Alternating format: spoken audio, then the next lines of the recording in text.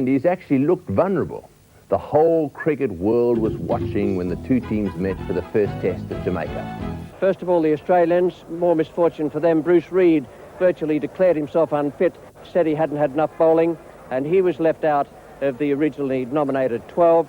For the West Indies, Gus Logie goes in, and Brian Lara, the very talented young left-hander, has been left out. It will bounce a little bit, but it won't be very quick. This wicket will get quicker as the test match goes on. The second, third day, it will get quicker, and then fourth, fifth day, a little bit slower, a little bit low, keeping low and turning. Heads. I'll have a bat. Okay, mate. Thank you. Vivi, how do you feel about the pitch lasting the 5 days? Oh, well, I think maybe we've drawn first blood in winning the toss, and obviously if that's the right thing or the correct thing to do, we hope, that we can make some inroads, because obviously there's a little crack here, and batting last, I think maybe, if, winning the toss first, means all that, and I'm hoping that it's a good toss to win. Disappointed to lose the toss, I guess? A little bit, because it would have been nice to get first use of the wicket, because as Viv said, it is a bit up and down at times, and probably take a bit of turn later on in the game, but hopefully we can just get stuck in and knock them over today.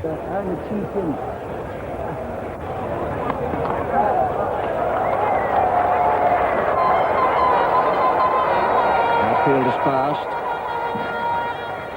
Merv Hughes, the fielder.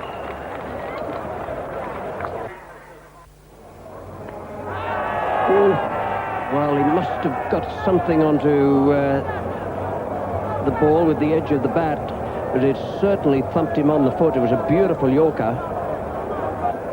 And it is very painful, and he can't continue, and I think he'll be going off very quickly to get an X-ray at the hospital. And here is Richie Richardson now coming in to replace the injured Desmond Haynes. Not quite off the middle, but it'll race away to the boundary.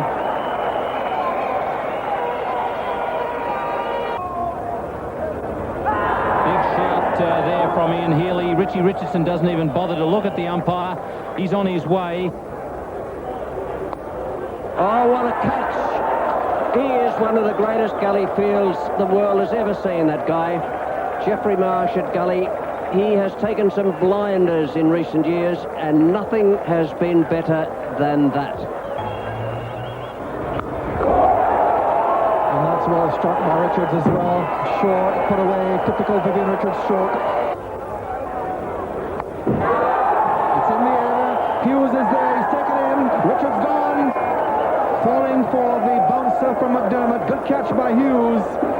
And the West Indies have lost their captain as their third wicket. Craig McDermott has the figures of 1 for 21 after 9 overs, and he's on 99 test wickets.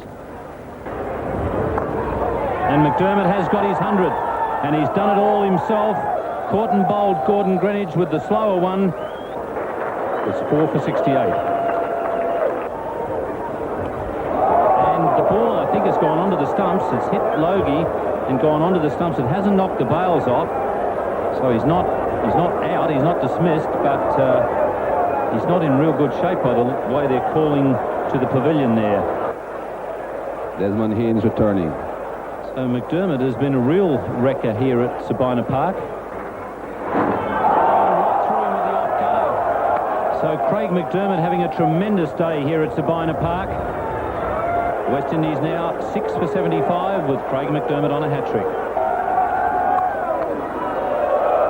Well, perhaps next time. And he's hit that well, Curly Ambrose. That's down the ground for 4. It's a good hit. Very good back lift. Beautiful strike. Lovely, delicate leg glance by Jeff Dujon. And he's juggled it about 14 times. And Mark Waugh has claimed his first wicket in Test cricket. A very good catch. 7 for 144. All right, it's to be Craig McDermott to Courtney Walsh.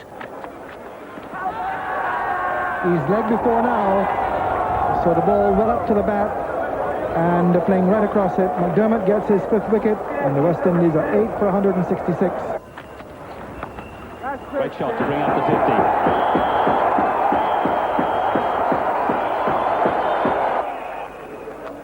50. There's Logie's 50. Gets the innings from the little man.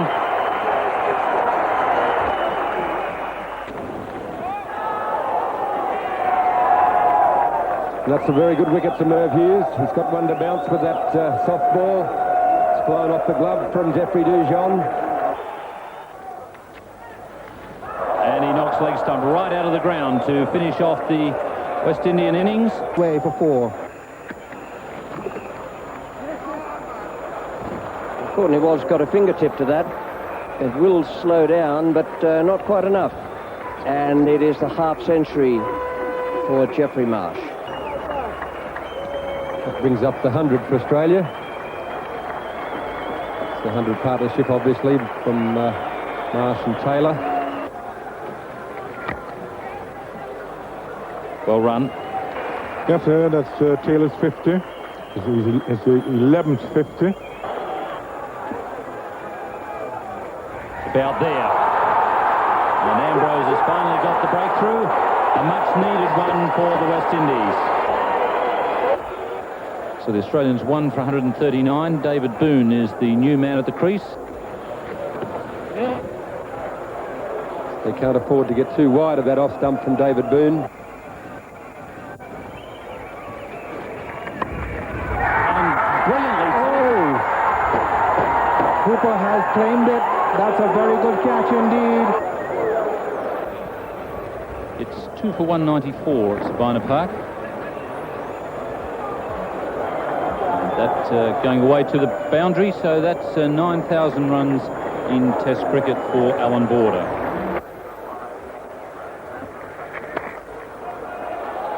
What a shot. That's the shot of the day so far as Boone is concerned. Gone, caught behind. A break for the West Indies, 3 for 227. Australia now. Border out for 31. And reward for Curtly Ambrose. Cooper. Toes gone, caught and bowled. Almost like football at the Sydney Cricket Ground. Now the Australians have a problem. 4 for 228. So David Boone has got his 50. The third half century in the Australian innings, following Jeff Marsh's 69 and Mark Taylor's 58. He's got it through. A bounce away from Richardson, and once it hit the turf, it skidded away. Close out. Come back, cut low. Malcolm Marshall gets through. Mark Waugh is gone for 39. Watch taking over from Malcolm Marshall from the northern end. Well fielded, but he's got it. David Boone's got his 100.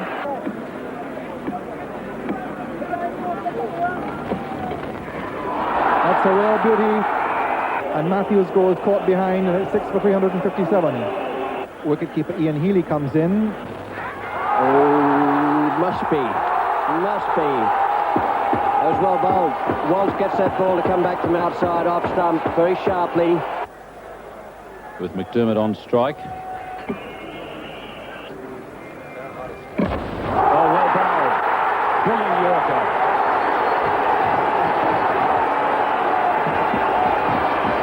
It's 8 for 365.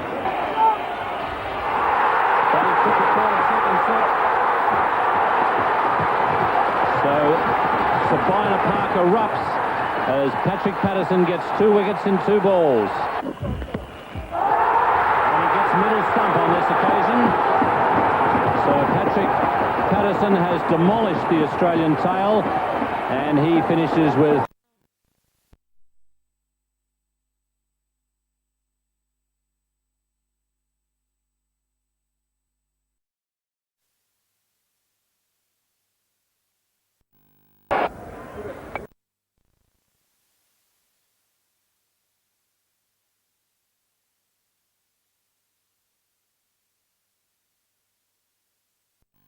Australia have a lead of 107.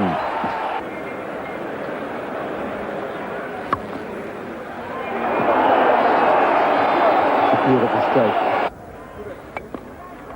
And that's 4 more, magnificently timed.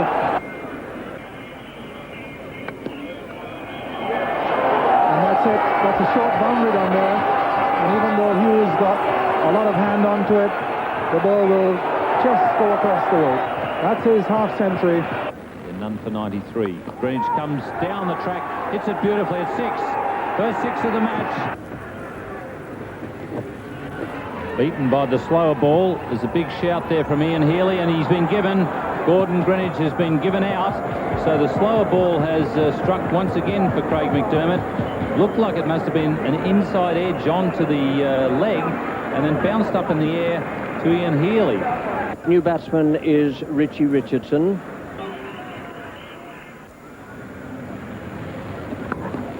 That's a good shot. There's a gap straight down the ground. Richie Richardson didn't move his feet very far, but he moved his bat straight through the ball.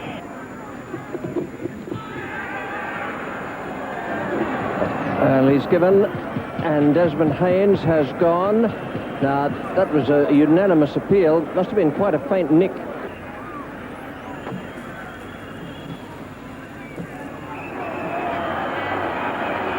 It's another one that's beaten the wicket-keeper. That brings up the 50 partnership, and the crowd just lighting the fires to help the batsmen see.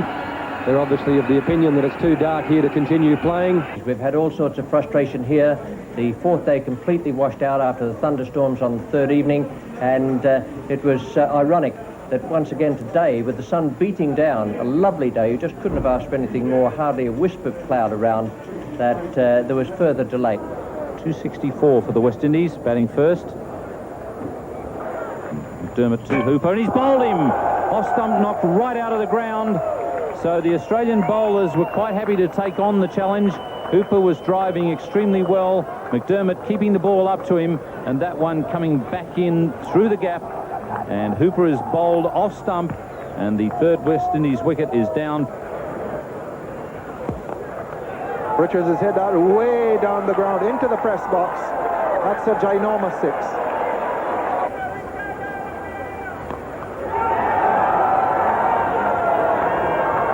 Just far enough to be over the red stripe sign. I thought that with the test match itself that we came back, and after Australia I think had 2 good days, we came back and showed them a different sort of side of West Indies cricket, and it was important for us, because I think this just opens up the series now in a particular way.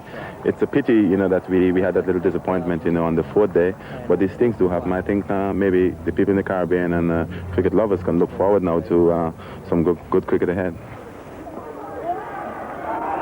There it is. 101 for Richie Richardson.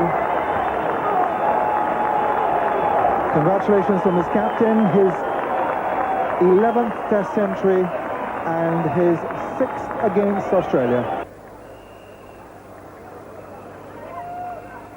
That brings up Vivian Richards' 50 as David Boone does the fielding.